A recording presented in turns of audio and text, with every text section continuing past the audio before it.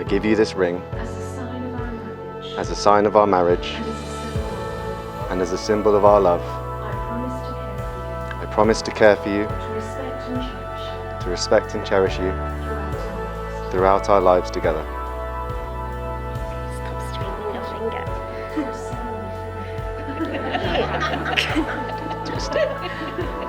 Hey, Yes! muscly fingers. Not coming off.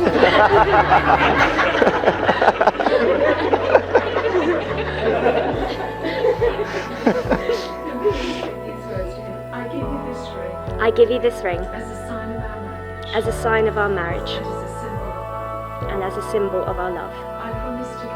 I promise to care for you, To respect and cherish you throughout our lives together.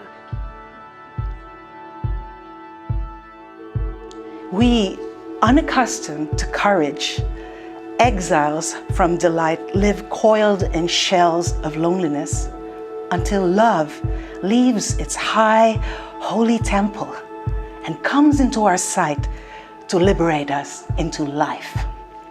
Love arrives, and in its train come ecstasies, old memories of pleasure, ancient histories of pain.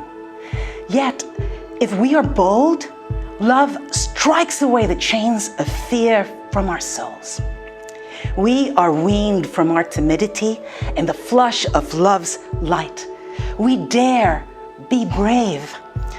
And suddenly we see that love costs all we are and will ever be. And yet, it is only love which sets us free.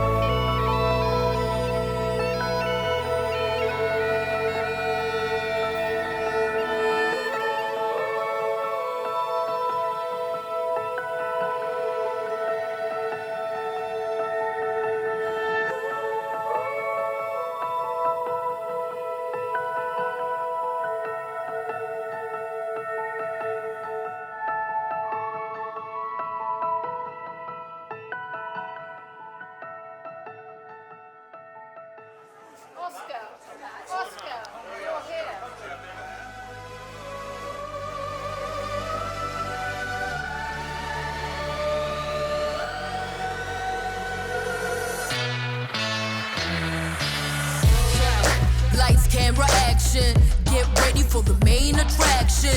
Stevie Wonder shades on at the mansion. Look at how far we come up with the passion. Too real, I got my own theme song. Too real, I've been here for too long. You can't see me, open your eyes up until I get what's mine. Oh, I hate this. I'ma show you all right now. You're looking at a star right now. Looking at a star. Put my picture on the wall right now. You're looking at a star right now.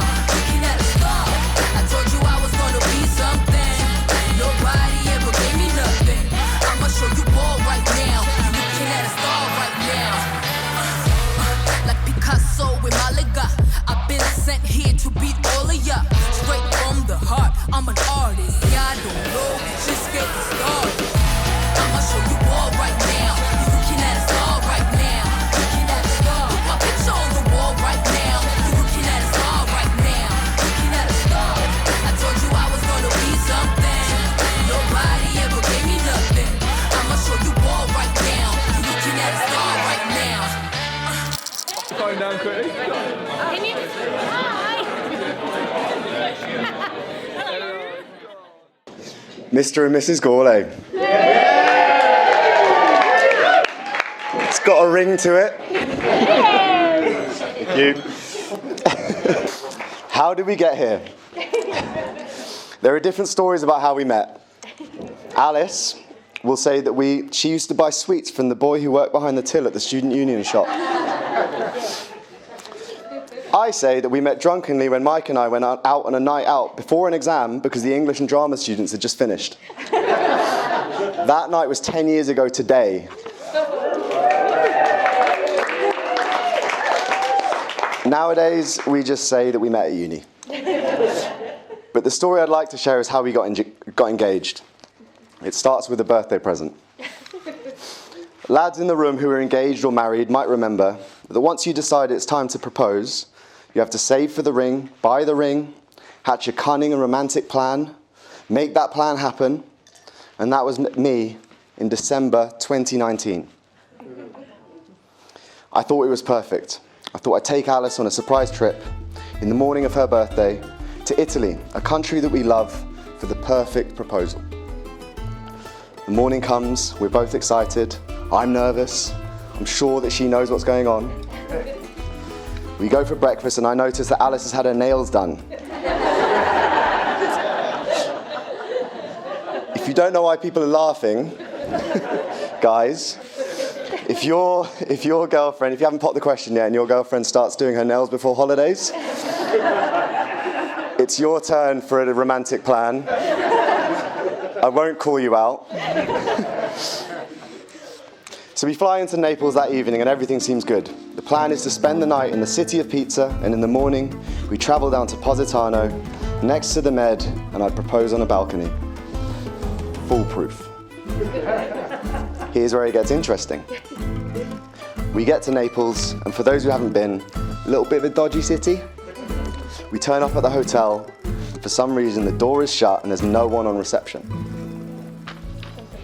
Dun, dun, dun. We spend about an hour, maybe more, waiting and can't find anyone, sat on these cold steps.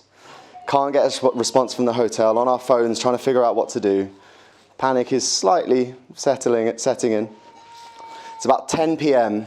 We're starving, so we decide to go to a cafe and get some food. I remember sitting in this cafe as we're eating our pizza, looking up at the TV in the corner, and they were playing one of the Fast and Furious films. And then suddenly, the film's interrupted, the Italian PM on the TV, with an urgent press conference saying that from tonight, the whole of Italy is going into lockdown. Alice's birthday is the 9th of March, and in 2020, that was the day that the first country in the world went into a national lockdown. Perfect place for a proposal. So finally, the hotel owner gets in touch with us. He says he's not opening his hotel, and after some persuading, he manages to find us a room for the night. I remember we lay in bed that night, eyes wide open, and got kicked out of the fire exit at just before 7 a.m. We then got on the very last rescue flight that left Italy for weeks, back to the UK and quarantined in our parents' basement bedroom where we were staying at the time for 2 weeks. That was before all of the UK lockdowns. So this part of the story ends with Alice scraping off those painted nails as I took work calls from the end of the bed. Worst birthday present ever. Chapter 2. The comeback. So time has passed, the pandemic is in full flow, and I've been keeping the ring in my wallet, within reach just in case that moment comes. I decided I'd actually wait until at least we were able to celebrate with family, and at that point we were allowed to travel again. So we booked another holiday, this time a surprise trip to the Dolomites in northern Italy. We're both excited. Alice's nails are painted and ready. We both knew exactly what was going to happen, but we awkwardly ignore it. It's probably the most awkward I've ever been around Alice, and the most awkward she's ever been around me. So we're driving up to the mountains, and things are seeming tense. I don't actually think we were even talking, we were just driving. So we decided to put on some nice Italian music to calm the nerves, and all this time I'm thinking, just play it cool, act normal, why are you being so weird? And on our Italian playlist, on shuffle, comes a song that we'd not heard before by Dean Martin called Buonasera. Dean starts to sing. Buonasera, signorita, buonasera. Alice and I look at each other. We don't know what the words mean, but it feels nice. It is time to say goodnight to Napoli. Alice goes, we went to Napoli. The tension's easing, this is good. Though it's hard for us to whisper buonasera without the moon above the Mediterranean Sea. This song's about our trip to Napoli. Now we're smiling, everything's good, it's all good. And in the morning, senorita, we'll go walking where the mountains and the moon are side by side. We're driving into the mountains, this is weird. This song is about this holiday. What are the chances?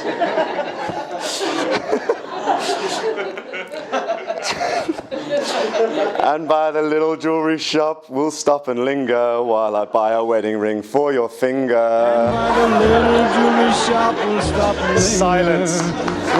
Alice, eyes fixed forwards, me 10 and 2. The problem with knowing that you're about to get engaged is that all romance, all conversation is killed before the moment actually happens. But this time we did make it to the Dolomites, and even though we both knew what was going to happen, after 6 months of holding on to that ring, we got engaged in the mountains of Italy.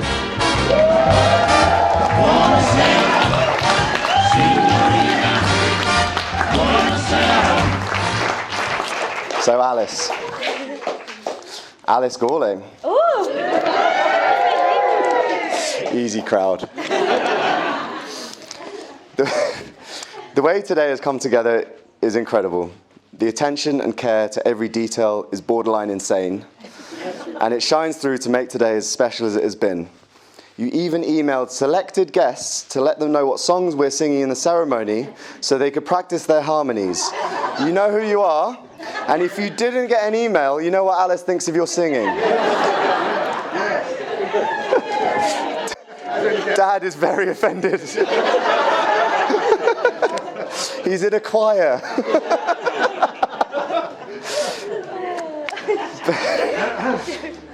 But I don't think I love you because of your attention to detail. When we first met, my mates used to tease me for being a smitten kitten, and I don't think I've ever grown out of that. When you walk into a room, you're a ball of bright, happy positivity, and I think you lift people up and flood everything around you with joy.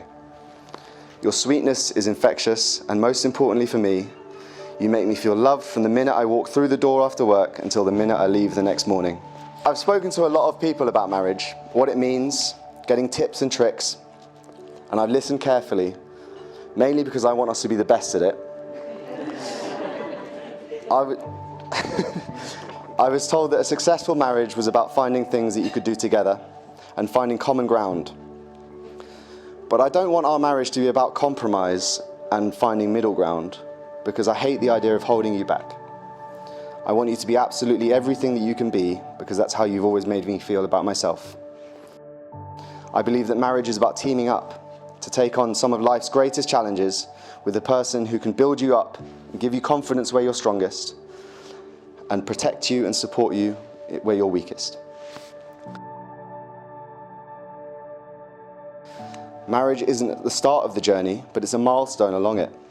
And it's a signal to each other that we're here for each other, to take on everything together, the good and the bad, and most importantly, to enjoy it all along the way.